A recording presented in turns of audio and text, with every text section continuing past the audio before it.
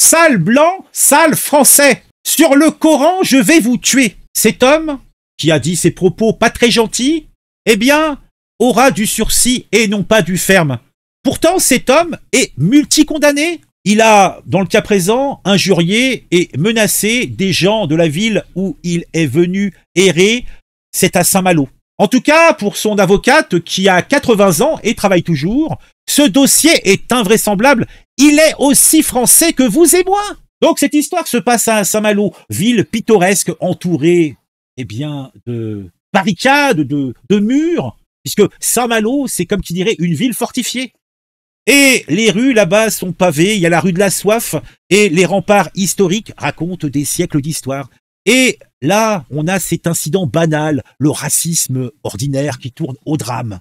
Un simple coup de klaxon sur un rond-point, et cela déclenche une série d'événements qui ont secoué la tranquillité de la cité malouine. Alors, il faut remonter un petit peu dans le temps. On va remonter en avril, puisque cette histoire a débuté en avril 2024. Là, on a un automobiliste qui grille la priorité à un rond-point. La conductrice, qui a dû s'arrêter pour l'éviter, a utilisé, oh la malheureuse, elle a utilisé son avertisseur sonore. Ce simple geste a suffi à enflammer la colère du prévenu. Celui-ci est descendu de sa Peugeot 206 pour s'approcher de la conductrice. Le gars était le chauffeur d'un minibus. Non, je vous dis des conneries.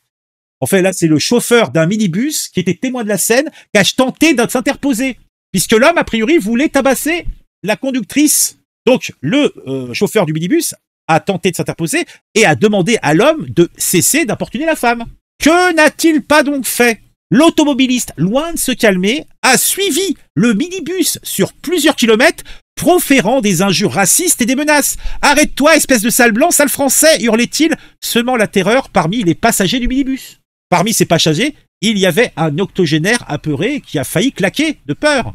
Le conducteur du minibus a été choqué par ces propos et il a décidé de porter plainte, craignant que la situation ne dégénère davantage. Le lendemain, l'homme a récidivé, cette fois au Leclerc de Paramé, frustré cette fois-ci par l'incapacité du personnel à activer sa carte Google. Et là, il a menacé de mort 2 vigiles. « Je vais vous tuer par le Coran, je t'égorgerai, je te défoncerai le crâne à coups de clé !» Ce monsieur, semble-t-il, a quelques problèmes de colère. L'homme est un quadragénaire au casier judiciaire déjà bien rempli. Il a tenté de justifier son comportement par une mauvaise période, perte de travail, absence de salaire, et la découverte tragique de son patron décédé. Mais ces excuses sonnent creux face à la gravité de ses actes. Lors de l'audience, son avocate, maître Laurent Caillam, 80 ans, une battante, a tenté de défendre l'invraisemblable. « Mon client est aussi français que vous et moi », déclare-t-elle, soulignant l'absurdité des injures racistes proférées par un homme né en France de parents français. C'est comme s'il avait dit « je me déteste parce que je suis français ».